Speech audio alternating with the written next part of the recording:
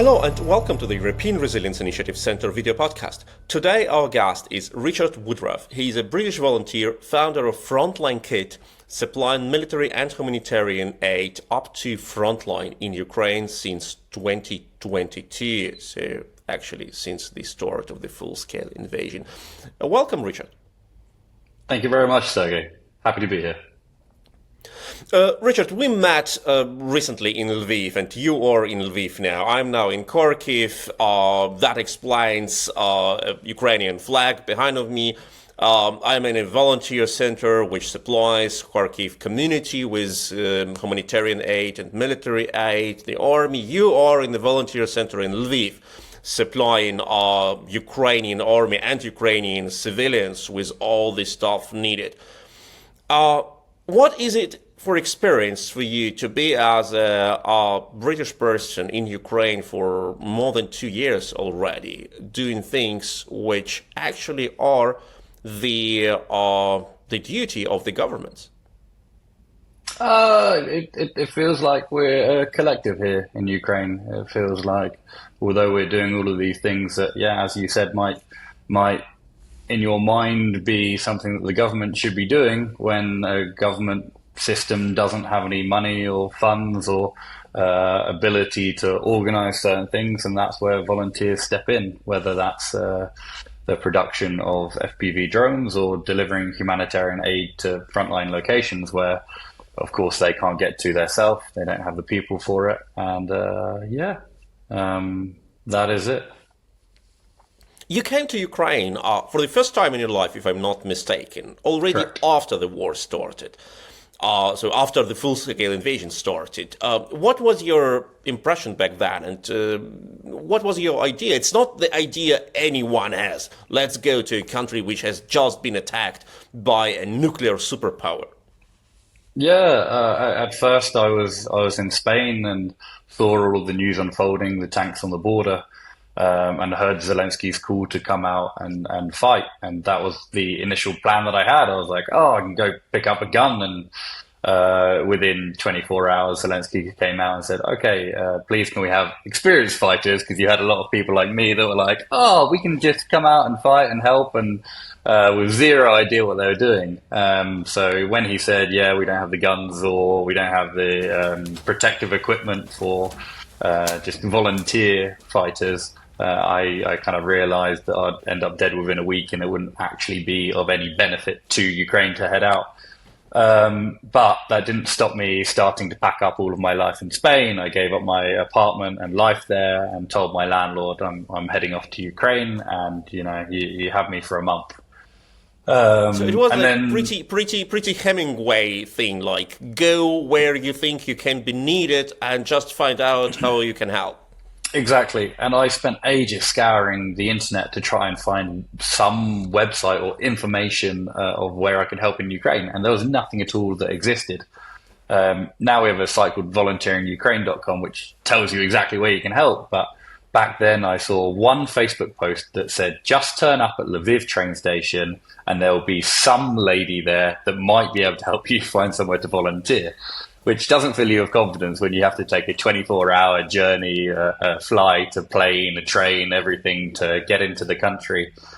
And I remember arriving at the train bus station here, getting off and looking around and just wondering where all the explosions and missiles and fire and devastation were, because I thought I was entering a war zone at that time. But still today, when you're walking around Lviv, it's just like any other European capital city. It's incredibly beautiful, and everyone is going about their day-to-day life. And it's not the same at all as where you are, like Kharkiv and out east. And yes, we have the occasional cruise missile and Shahid coming over, but when you're talking about this to a place like Kharkiv, where you have anti-air missiles hitting almost every day.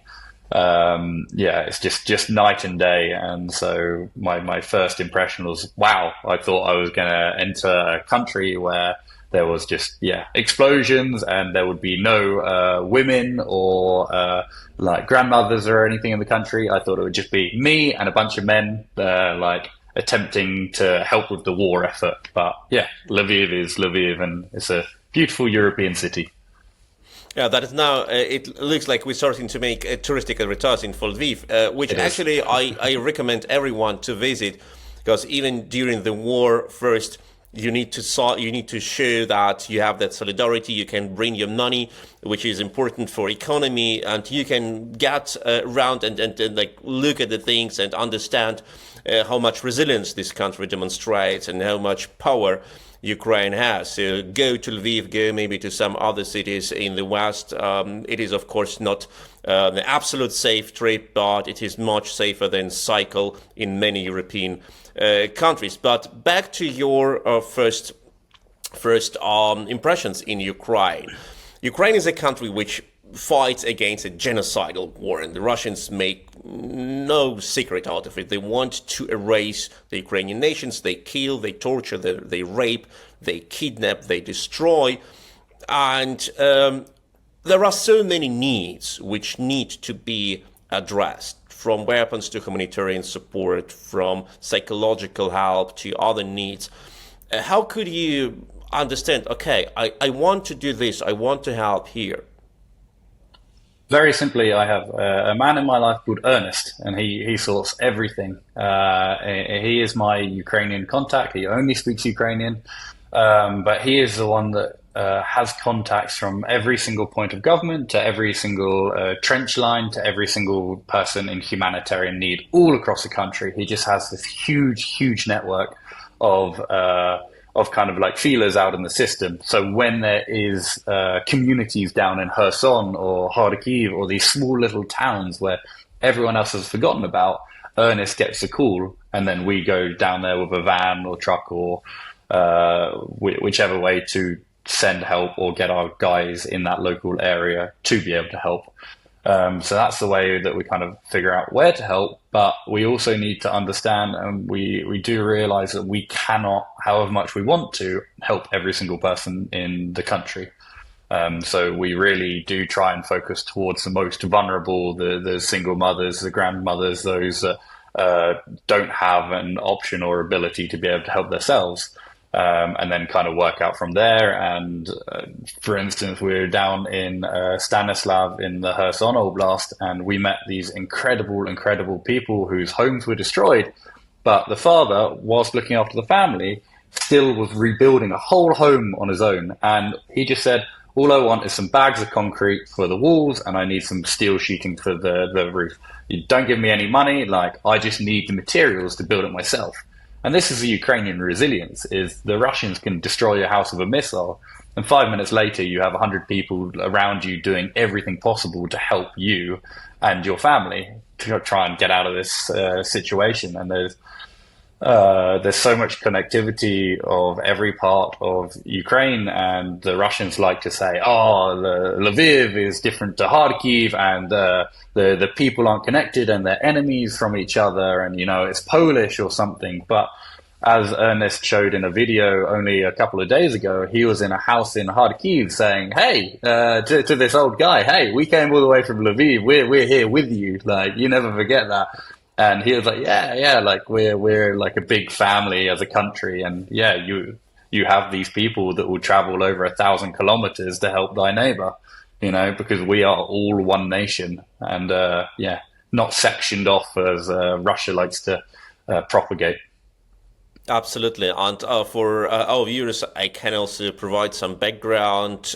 We have just yesterday we met Ernest in Lviv together with Richard and my organization, European Resilience Initiative Center, together with Brandon QA, German-speaking Twitter community, have raised over 40,000 euro within just a week, which most part of it went to Kharkiv in form of power stations and in form of construction materials to provide people who have lost their houses or apartments during the Russian strikes, to provide them with the first support.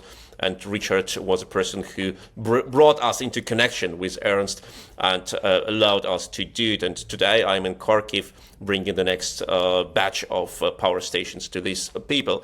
So that is what you see in Ukraine, this incredible level of networking and of mutual support.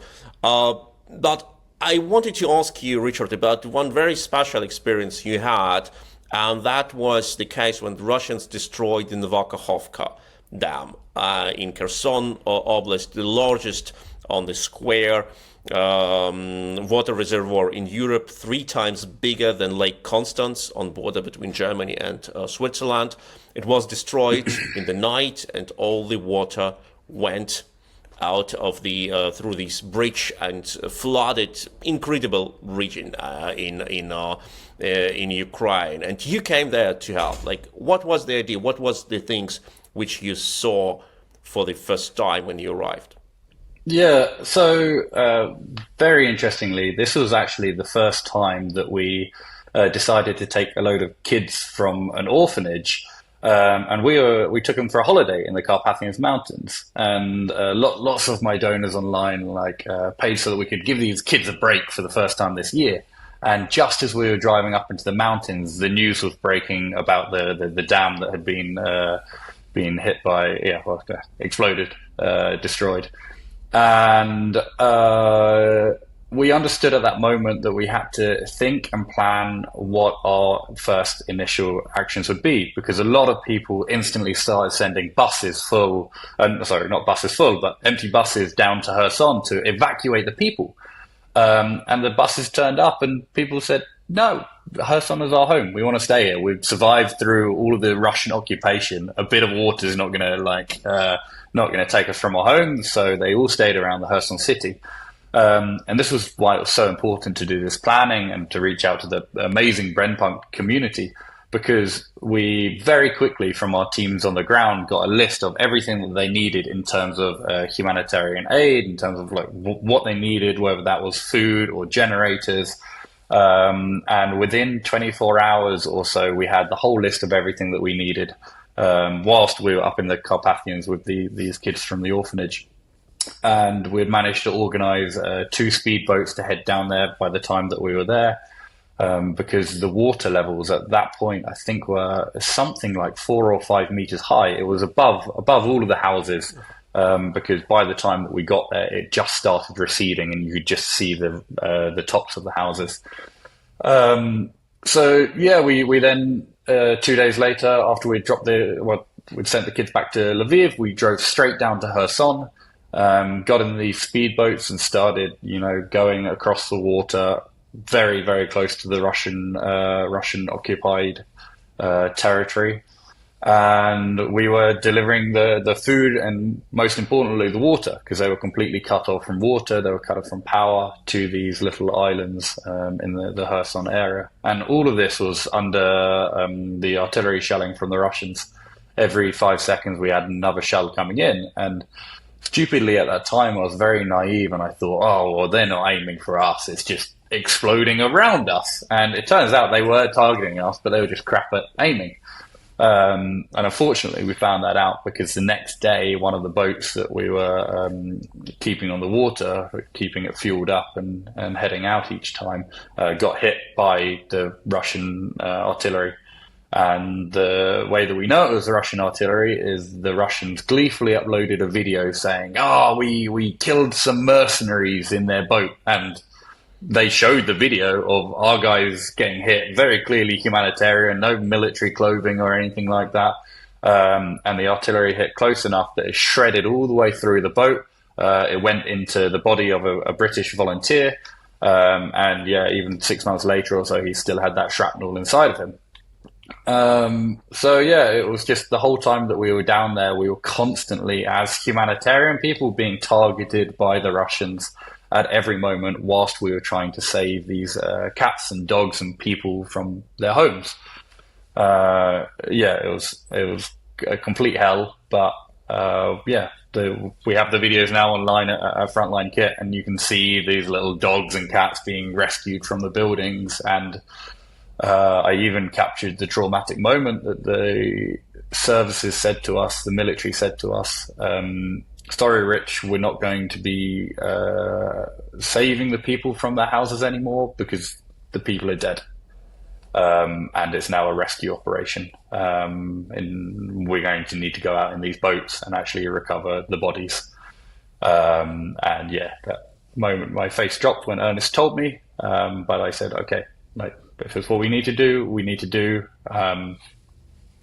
We're here to help Ukraine in whatever capacity that is, and we're going to do whatever is needed in that scenario and that moment.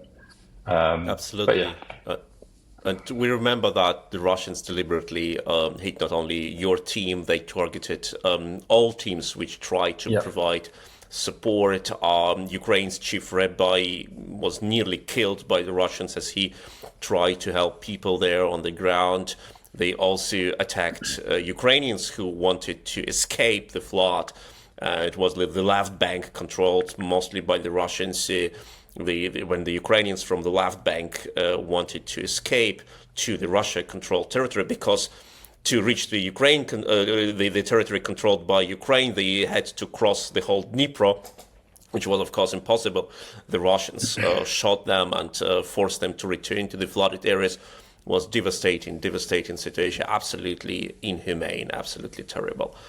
But speaking about other types of support which volunteers also from abroad, that a lot of Ukrainian volunteers provide to Ukrainian army, we also observed the also untypical situation when civilians either fund or even assemble drones or other types of military equipment. How can you describe this movement? Everyone out there is doing their part in terms of the assembly of these very miniature, effectively hobby FPV drones, which can be adapted to carry missiles for the front.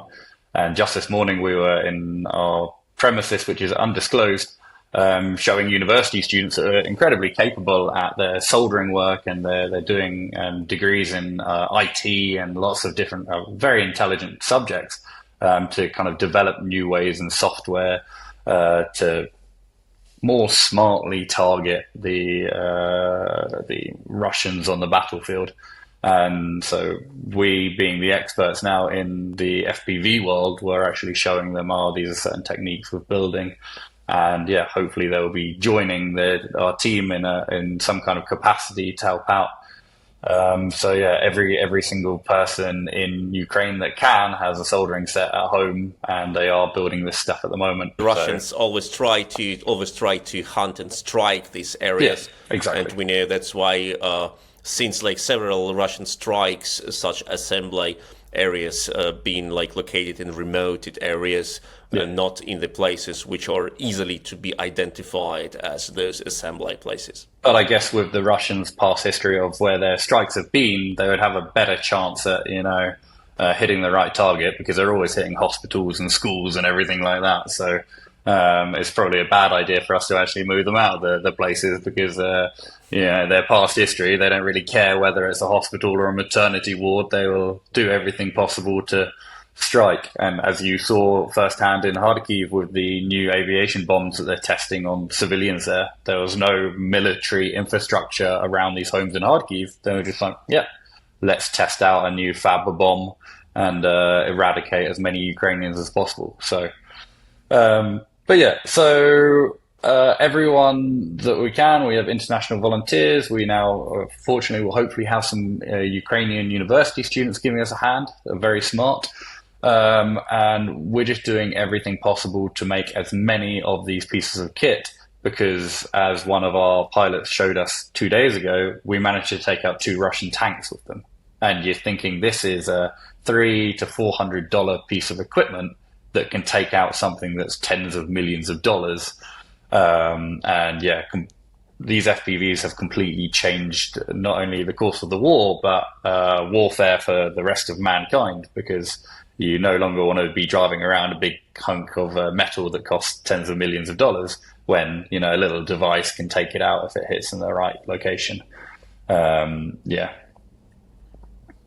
How can you explain at home the things you do? Like, I'm pretty sure that there are like some friends or even relatives of yours who say, like, Richard, it's terrible. You're working on things which kill people.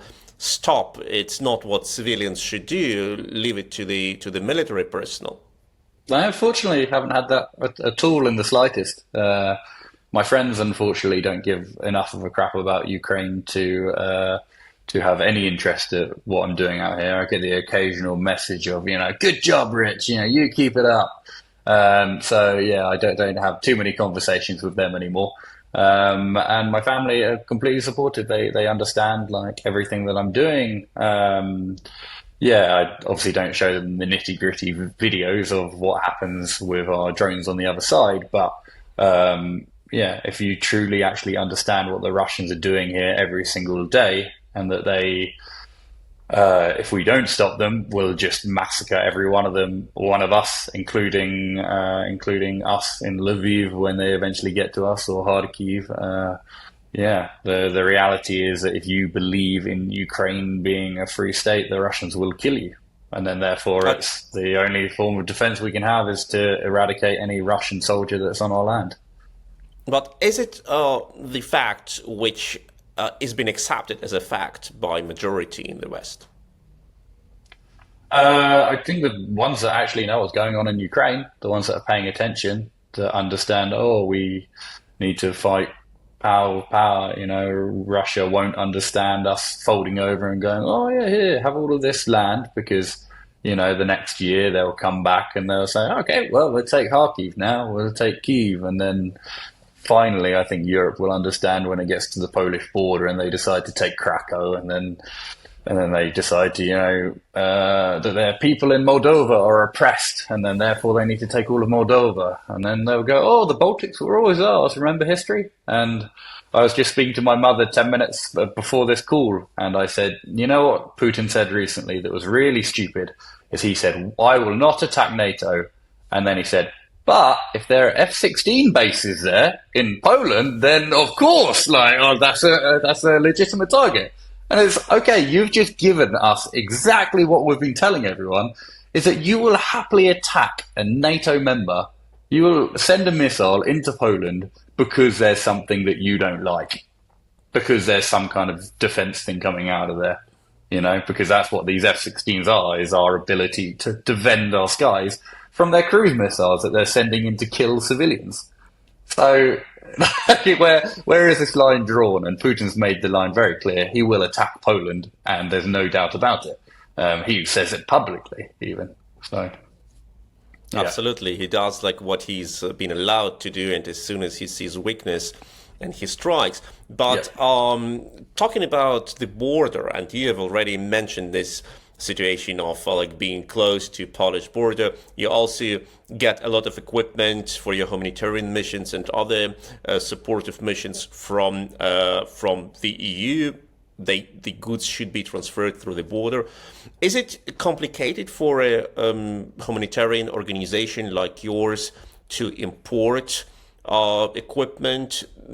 Has there been any changes since the last 2 years?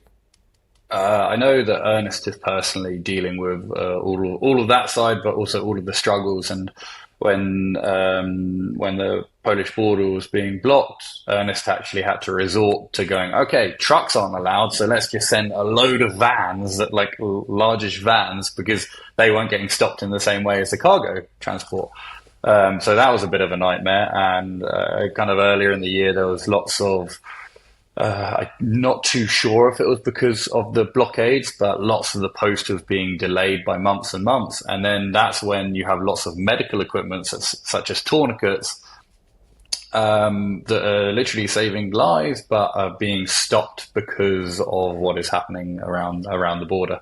And yeah, Ukrainians die because, I don't know, well, I guess Russian-backed Polish farmers or whatever in that area are stopping whatever they can come through. But I don't genuinely believe this is the Polish people. I think it's Russian money flying into some of these areas and going, hey, can you disrupt this for a bit?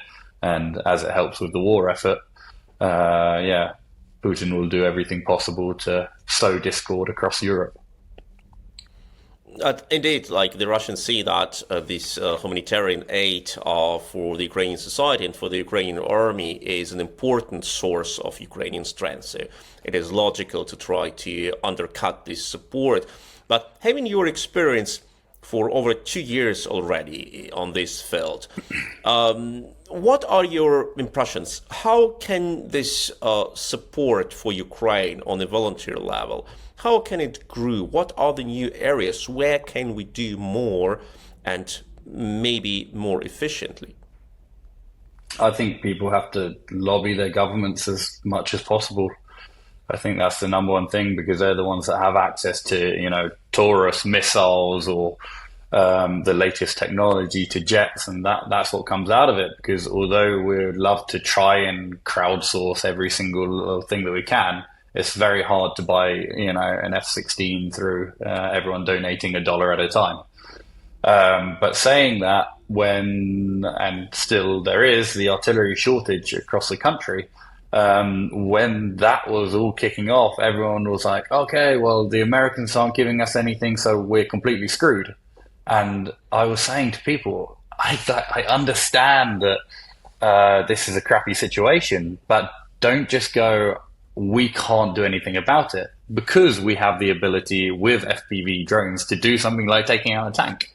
And if that's $300 or $350 and we get to take out a tank, then yes, that's an amazing thing to crowdsource and crowdfund for, because it's achievable and because we can fundraise for it. And, for one Storm Shadow missile, we can have, 1,000 drones. So it's so important that we don't just relinquish all our control to the governments. And us as a volunteer movement, we speak to our friends and say, hey, this is what's going on. We can actually make a difference. And one of the new initiatives that I'm going to be planning over the next month is trying to figure out how to keep people interested in Ukraine, because people are so bored and numb to the fact that Ukrainians are dying every day, and a missile in the center of Kyiv doesn't mean anything anymore. So now I'm trying to figure out how to show people the beauty of Ukraine and to say, hey, look at all this rich culture and history and these incredible, fantastic people, so that people go, oh, maybe I actually want to see these people live for another year. Maybe I want to do something that will help them, because it's just become a constant record about Ukraine. And that's why all of the international media and everyone else just doesn't care anymore and doesn't show us anything anymore, because people have become numb to it. So us as people that are involved in getting the information out there, we need to find new ways. We can't just give up and say, oh, it's unfair, everyone's against us. We need to go, look, we're going to figure out a way to actually get people really interested in Ukraine and actually care, and to donate to, help people. Like, as you were saying, you and the Brempunk community, you have personally repaired all of those homes in Kharkiv, where maybe they would have had to put in an application and wait months to just get the same repair done, whilst everything in their property gets destroyed by water damage or their kids are cold. But because of the innovations that you guys are doing and the volunteer movement, people are sleeping warm and safe in their homes now with power. So yeah, just don't give up, with my message to everyone. We can do this, and if we just keep interested in the war, then maybe we'll have victory at some point in the future. So you have already received a medal from General Zaluzhny personally for your achievements on the field of supporting the Ukrainian army. Congratulations to that. Thank you. And absolutely deserved. And it looks like you can also get an award from Ukraine's Ministry of Economy for boosting tourism in Ukraine for the next years. But jokes aside, what are your three favorite directions in Ukraine which you could advise to people to visit even during the war? As in the three cities, would you say? Yes, three cities, like three areas of cities, or what should people see? Of course, Lviv is number obviously one. Lviv, I understand it. Incredibly beautiful. Second, I would have to say Kharkiv, because then you actually truly understand what is going on, because you can visit Kyiv and obviously you can go around Irpin and Bucha, but it's been so incredibly well repaired now that you cannot really see the horrors of what has gone on. But if you go into Kharkiv and you go into the districts that you visited, and also I'm trying to remember the name of the area now. It starts with an S. It's the area in Kharkiv that's completely blown out, which you can tell me the name? Saltivka, I believe. Tak. So when we were walking around there, you can still see like half of these apartment blocks and yeah, the destruction absolutely everywhere. And then you can kind of understand. You see the university that's been blown up. You see the churches in ruins, and yeah, if you're walking down the high street and you see these buildings that are destroyed, yes, it's incredibly dangerous there still. But people should visit there so that they can understand and go home to their families and go, this is what's going on. This is what a missile looks like going through a building. And then the third and final one is a little surprise for me because I just visited there, and it's Chernivtsi, which is so beautiful. And the only way I can describe it, it's a mixture of Lisbon with the really, really steep streets. And then you have the beautiful architecture of like Sevilla in Spain, and the university is just completely stunning. And I really don't think people understand how beautiful Ukraine is. They have this image of Russia in their mind when they think of Ukraine. They see these old Soviet buildings and grey and black, and really when you come here, you see all this beautiful Ukrainian history, and like in Lviv, you have the Polish and Austrian architecture and Ukrainian architecture too, and yeah, every street is filled with women carrying big bouquets of flowers and smiles on the faces, and everyone like working together. And you see it's such a tight-knit community, and everyone's believing in victory. And there's no, I don't know, there's no misery and grey that you might see in other countries, because we're all fighting such a cause every day that we're all just one big family now. And it may sound stupid and might not sound sincere, but for the past 2 years that I've been here, I haven't met someone that I don't like. And that's very strange. You know, I can walk around England and, you know, every day I can find someone I don't like. But here it's just amazing, incredible, hospitable people. And, yeah, apart from those 3 places to visit, please just go to the home or workplace of any Ukrainian, and you'll be so full after you leave, because they'll put on a banquet for you. Wherever you go, any home, you could be on the very front lines in a trench, and they'll go, Rich, we've prepared a banquet for you, because Ukrainian hospitality is second to none on the planet. And you would be in this remote cut-off village where they don't have water, but still the little babusia would say, I have this one can of beer that I've saved in the cupboard, especially in case someone came, you know, in case I had a guest. And you're like, wow, like we're connecting water for you. We're bringing you a ground water pump, and you're giving us the last of everything you have. It's just, yeah, amazing, amazing country and people. I can just agree. Amazing country, which is ready to give everything it has, and it gives its life now for this fight, protecting us against Russian invasion, which will not stop in Ukraine if Ukraine fails. And that is also a good reason to give Ukraine everything we have and support Ukraine with all we have in this fight, which is our joint fight. And regarding Chernivtsi, I absolutely agree.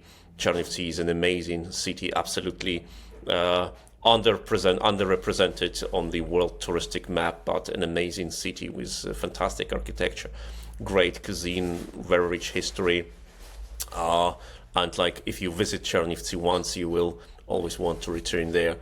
And thank you, Richard, for this interview. It was amazing to get into your daily experience, not only with war, but also with people, your private experience, your experience as a person who is a guest in Ukraine, but is also a great friend of Ukraine. Thank you for this support for Ukraine. Thank you for what you do for Europe, and take care.